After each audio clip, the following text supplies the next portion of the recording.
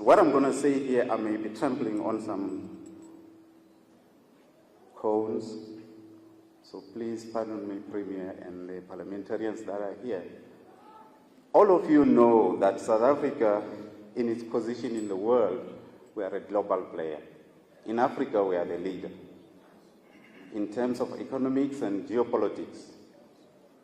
And therefore, we are considered a big brother. No, you cannot be a big brother if you are unable to wield a stick that will make people be afraid.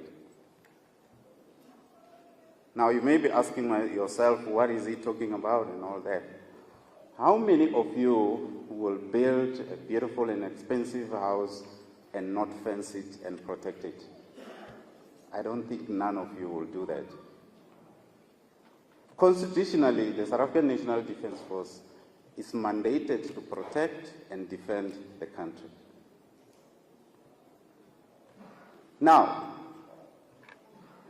any home will display its character, its worthiness, by the level of security that it places around it. Now, if we're going to play big brother in Africa, and therefore what we give for the Defence Force should symbolize that. A lot has been said about the South African National Defence Force not being well equipped, not being resourced and all that. I'm not going to get into that, but I'm saying, and I'm appealing to the politicians that are here, that next time you sit down and debate, think whether you are protected or not. Because that grant that you're giving to the people out there, the education of your children and everything else will not materialize if you're not protected.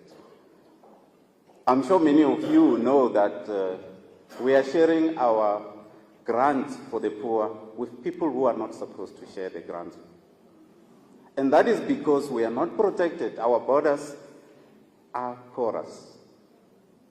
And they're porous because you, the politicians, have decided you want a Mickey Mouse Defence Force. I'm sorry to say that. And by the way, the Adjutant General is here. I'm protected. I'm not making a political speech, by the way.